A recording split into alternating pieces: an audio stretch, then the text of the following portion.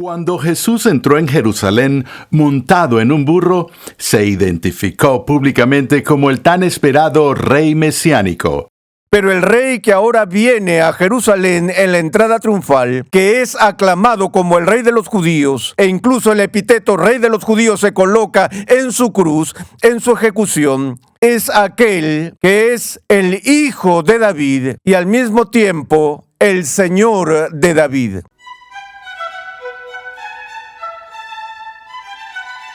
Para entender por qué Jesús hizo lo que hizo mientras caminó en esta tierra, debemos tener claro quién Él es. Bienvenido a Renovando tu Mente con el Dr. R.C. Sproul. Hoy continuamos con la séptima entrega de la serie de enseñanza ¿Qué hizo Jesús?, en 2 lecciones que abarcan los acontecimientos importantes de la vida de Jesús desde su infancia hasta su tentación en el desierto, pasando por la última cena y más allá. R.C. Sproul nos muestra que lo que Cristo hizo en la tierra es tan importante como lo que logró en la cruz. Recuerda que en nuestra página web renovandotumente.org puedes solicitar una guía de estudio gratuita de esta nueva serie para tu edificación personal o para usarla en grupos pequeños. Cuando el profeta Jesús de Nazaret de Galilea entró triunfalmente en Jerusalén, lo hizo en cumplimiento de una promesa del Antiguo Testamento de que el rey de Israel vendría a la ciudad montado en un burro. Acompáñame al salón de clases a escuchar al Dr. R.C. Sproul mientras examina los oficios mediadores de Jesús, no solo como nuestro profeta y rey, sino también como nuestro sumo sacerdote. En nuestra última sesión vimos de forma breve la transfiguración de Cristo. Y señalamos que este fue un momento insuperable de gloria y gozo para aquellos que lo vieron, es decir, Pedro, Jacobo y Juan. Pero también el texto dice que ese gozo se convirtió muy rápido en desesperación cuando Jesús les anunció que dejarían el monte de la transfiguración e irían a Jerusalén. Y nuestro Señor les dijo que en Jerusalén Él sería traicionado y experimentaría sufrimiento y muerte. Entonces hicieron el viaje. Y cuando Jesús estaba listo para ir a la ciudad, Él vino haciendo arreglos especiales para su entrada. Y tenemos el registro de eso en Mateo 21, y me gustaría leerlo de forma breve desde el primer versículo. Cuando se acercaron a Jerusalén y llegaron a Betfagé, junto al Monte de los Olivos, Jesús entonces envió a 2 discípulos diciéndoles: vayan a la aldea que está enfrente de ustedes, enseguida encontrarán una asna atada y un pollino con ella. Desátenla y tráiganlos a mí. Y si alguien les dice algo, digan: el Señor los necesita, y enseguida los enviará. Nos hacemos en este punto la pregunta que Mateo está por responder, la cual es: ¿por qué hace estos planes elaborados? ¿Por qué Jesús, en cierto sentido, escenificó su gran entrada a Jerusalén de esta forma? La respuesta a esa pregunta se encuentra en el siguiente pasaje del texto, donde Mateo cita una profecía del Antiguo Testamento de Zacarías y dice: esto sucedió para que se cumpliera lo que fue dicho por medio del profeta, cuando dijo: digan a la hija de Sión, mira, tu rey viene a ti, humilde y montado en un asna y en un pollino, hijo de bestia de carga. Entonces fueron los discípulos e hicieron tal como Jesús les había mandado, y trajeron el asna y el pollino, pusieron sobre ellos sus mantos, y Jesús se sentó encima. La mayoría de la multitud tendió sus mantos en el camino, otros cortaban ramas de los árboles y las tendían por el camino. Y las multitudes que iban delante de él y las que iban detrás gritaban: Hosana al Hijo de David, bendito aquel que viene en el nombre del Señor, Hosana en las alturas. Cuando Jesús entró en Jerusalén, toda la ciudad se agitó y decían: ¿quién es este? Y las multitudes contestaban: este es el profeta Jesús de Nazaret de Galilea.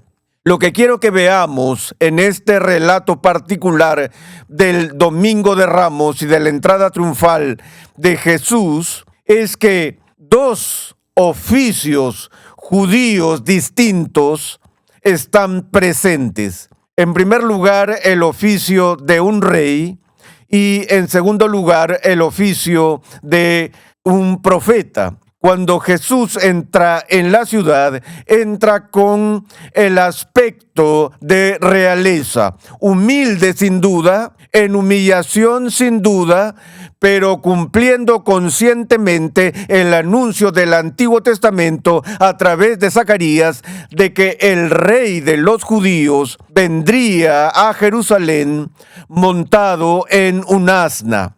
Ahora, en este punto, un secreto guardado con cuidado y que Jesús había mantenido en secreto con sus discípulos, ahora se hizo público. Cada vez que Jesús mencionaba durante su ministerio terrenal que Él era el Mesías, instruía a sus discípulos, como lo había hecho en la transfiguración: no se lo digan a nadie. Llamamos a esto el secreto mesiánico. Y tenemos que adivinar por qué Jesús insistió en el carácter secreto de su vocación mesiánica, y la suposición obvia es que él sabía que la gente tenía una comprensión incorrecta de lo que el Mesías en realidad haría. La esperanza popular, la expectativa popular del Mesías que estaba por venir era la de un gran guerrero que derrocaría la opresión romana y liberaría al pueblo de Israel del yugo de Roma. Pero la comprensión que Jesús tenía del Mesías era mucho más profunda. Tomó todas las pistas de expectativa en las profecías del Antiguo Testamento y las unió en un retrato complejo de lo que significaría ser el Mesías. Y el elemento que era el más importante ahí era el elemento de ser un siervo humilde que sufriría. El retrato de Isaías del Mesías en los últimos capítulos de ese libro era el retrato del siervo sufriente. Y eso no era popular ni atractivo para el público, por lo que Jesús había mantenido su identidad en secreto hasta ahora. Ahora el manto que lo ocultaba es quitado, y Jesús ahora, cumpliendo claramente la profecía del Antiguo Testamento, entra en la ciudad en una procesión triunfal que indica su posición de realeza. Y cuando la gente dijo: ¿quién es este que viene de esta manera? Cuando la gente gritaba: bendito aquel que viene en el nombre del Señor, una de las respuestas que se dio fue: este es el profeta Jesús de Nazaret en Galilea. Así que vemos dos elementos de la obra de Jesús que se mencionan en este pasaje en particular: su obra como rey y su obra como profeta. Pero si vemos más allá en el Nuevo Testamento, entendemos que no hay solo dos oficios que Jesús cumple, sino que hay tres. Y esos tres oficios los llamamos en teología el munus triplex, es decir, el triple oficio de Jesús. Y los tres oficios que Él está llamado a cumplir en su obra son los oficios de profeta, sacerdote y rey.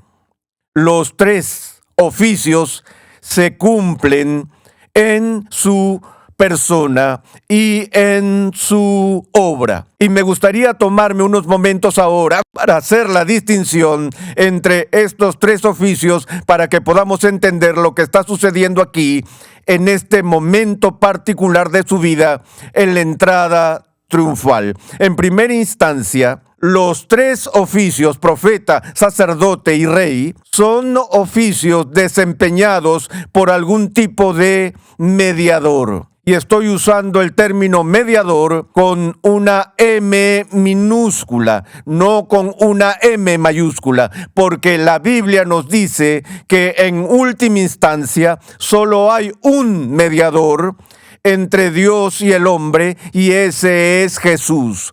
Cuando las Escrituras dicen eso y hablan de la singularidad de Cristo como el mediador entre la humanidad y Dios, eso no excluye las formas inferiores de servicio mediador que funcionaban en los días del Antiguo Testamento en el oficio del profeta, el sacerdote y el rey. Lo que los hizo mediadores fue que de alguna manera se colocaban entre el pueblo y Dios. Me gusta decir que la diferencia básica entre el profeta y el sacerdote era esta, que el profeta era el portavoz de Dios. El profeta anunciaba sus declaraciones con el prefacio, así dice el Señor.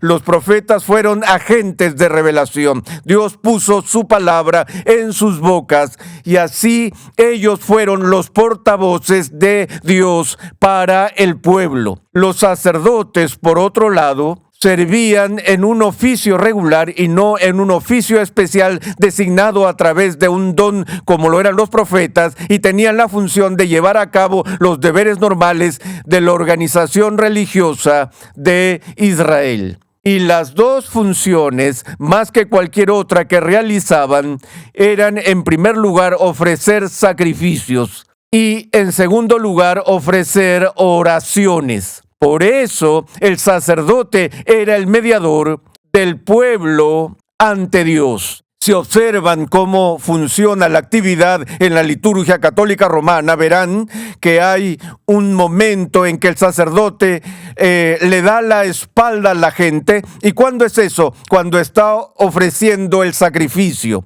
Y cuando se dirige a la gente desde el púlpito, está hablando de parte de Dios a la gente.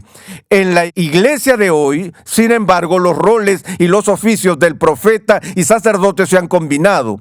Si nos fijamos en la liturgia de un servicio de adoración protestante, hay ciertos elementos en ella que son sacerdotales y otros elementos que son proféticos. Cuando el pastor hace la oración pastoral y ora por la gente, está realizando una actividad sacerdotal. Cuando lee la escritura y da el sermón, está realizando un oficio profético en ese momento. Pero vemos esa distinción básica. Ahora, en lo que respecta a los profetas, en las categorías del Nuevo Testamento, el profeta supremo de todos los tiempos es Jesús.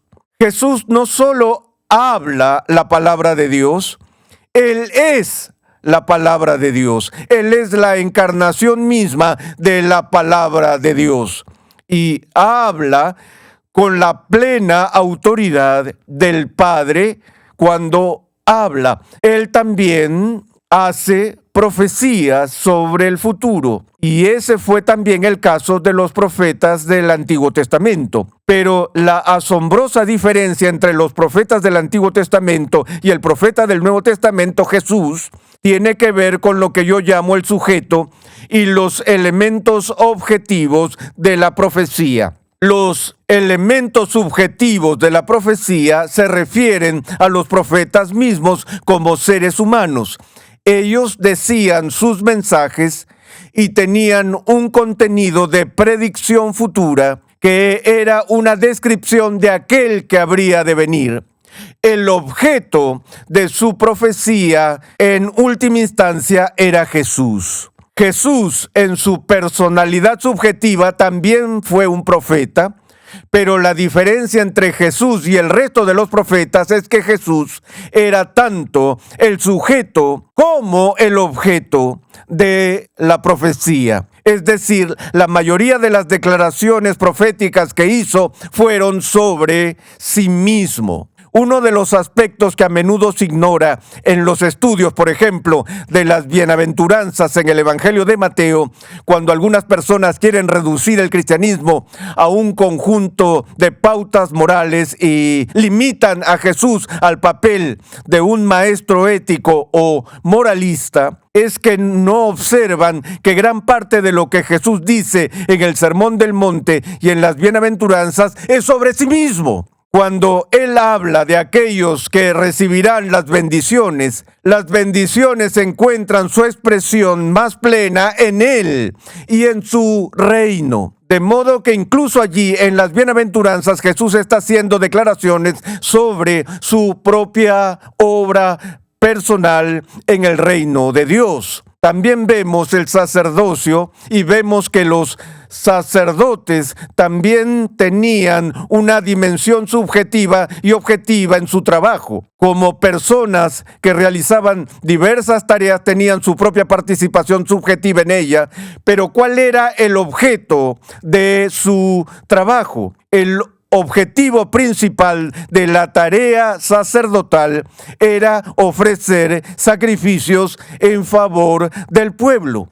Pero en Jesús, el sacerdocio encuentra una vez más la unión del sujeto y del objeto, porque cuando Jesús ofrece el sacrificio que Él ofrece es el sacrificio de sí mismo.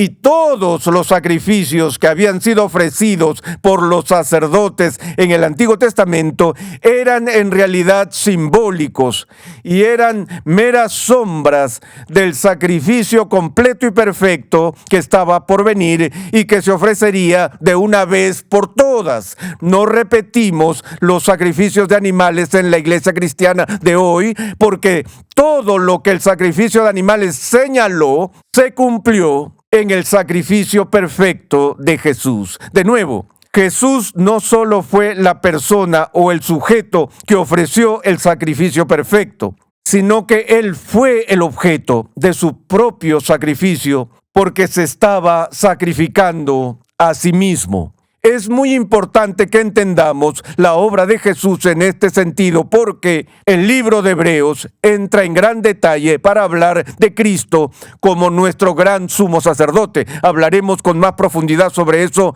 con respecto a la cruz y también con respecto a la ascensión y sucesión en el cielo. Pero les recuerdo que este fue un problema difícil para los contemporáneos de Jesús porque dijeron, ¿cómo puede ser sacerdote y ser rey? Porque en la profecía del Antiguo Testamento la realeza del Mesías estaba relacionada con la tribu de Judá.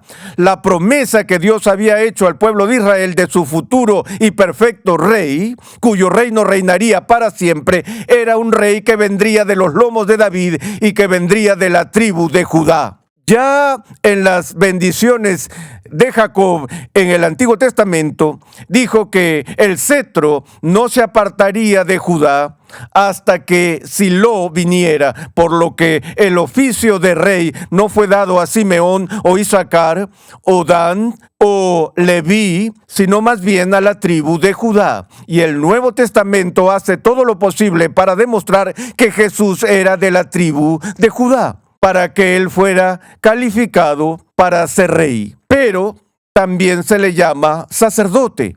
¿Cómo puede ser sacerdote y rey al mismo tiempo? Porque los sacerdotes eran de la tribu de Leví en el sacerdocio arónico. Y por esto se nos da la respuesta en el libro de Hebreos cuando se nos dice que Jesús era un sacerdote según el orden de Melquisedec. Y el argumento que hace el autor de Hebreos es que el orden sacerdotal de Melquisedec era un orden de sacerdocio superior al del sacerdocio levítico. ¿Cómo hicieron ese argumento? Bueno, el autor de Hebreos dice que cuando Abraham conoció a este extraño hombre llamado Melquisedec, que era el rey de Salem, y su nombre significa rey de justicia, y Salem significa paz, para que pudiera ser conocido como el rey de paz y el rey de justicia, que Melquisedec bendijo a Abraham y recibió diezmos de Abraham.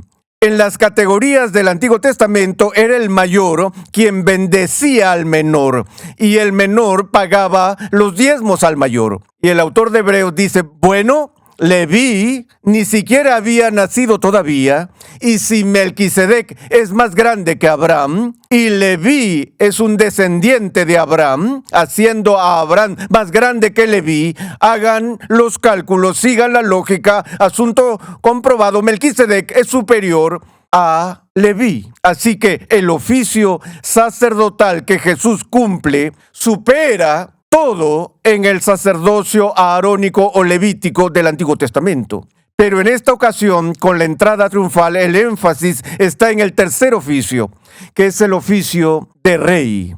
Y de nuevo menciono el término mediador porque en la economía del Antiguo Testamento el rey no era autónomo. El rey no tenía autoridad suprema, sino que el rey mismo estaba sujeto a la ley del rey, que se suponía que el rey debía mediar la ley justa de Dios para el pueblo. Y el rey mismo era responsable ante Dios por cómo llevaba a cabo su oficio. Por cierto, el Nuevo Testamento deja en claro que todos los funcionarios en el gobierno y la autoridad también están subordinados a la autoridad de Dios y serán juzgados por Dios por cómo llevan a cabo su oficio. Pero eso debía de haberse entendido con el Antiguo Testamento y lo que era tan atroz sobre la corrupción de los reyes, en particular en el Reino del Norte, era que buscaban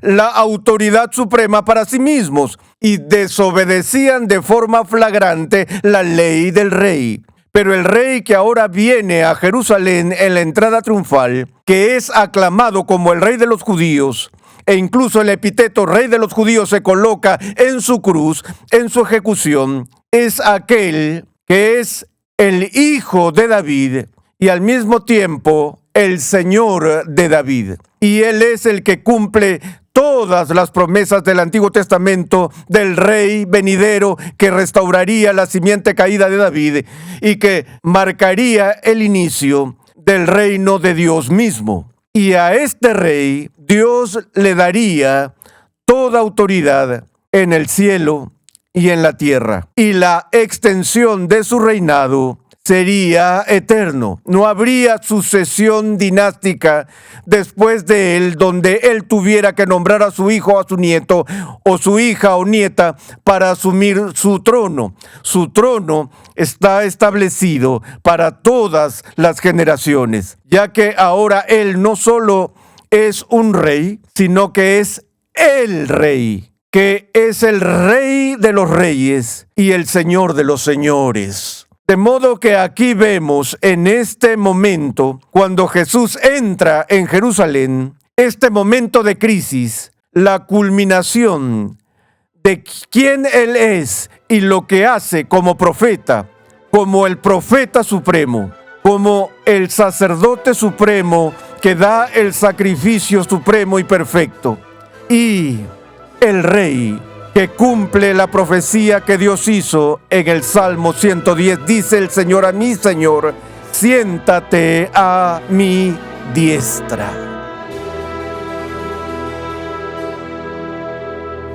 Estás escuchando Renovando tu Mente y la serie del Dr. R.C. Sproul, ¿Qué hizo Jesús?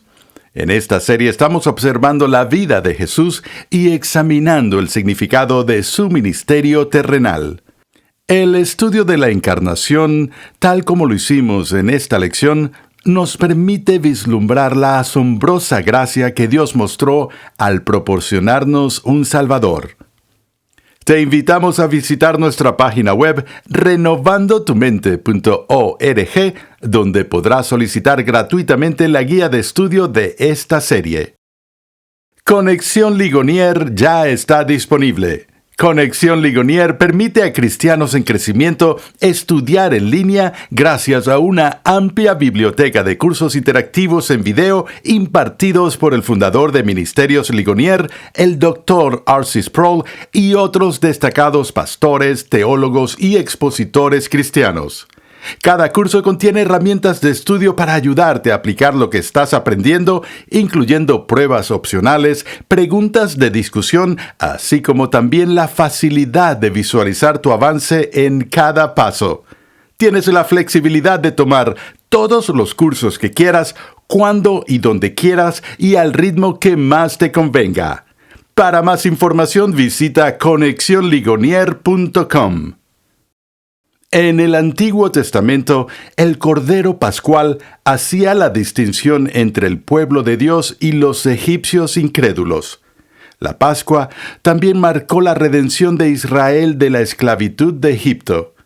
Los profetas del Antiguo Testamento describieron la redención futura de Israel en términos de un nuevo éxodo. En el siguiente episodio de Renovando tu Mente, R.C. Sproul analiza la última cena, mostrando cómo Cristo es nuestro Cordero Pascual en esta comida que marca la llegada del Éxodo Mayor, la redención de la esclavitud al pecado y a la muerte. Renovando tu Mente es una producción de los Ministerios Ligonier, la confraternidad de enseñanza fundada por el Dr. R.C. Sproul. Nuestra misión, pasión y propósito es ayudar a las personas a crecer en su conocimiento de Dios y su santidad.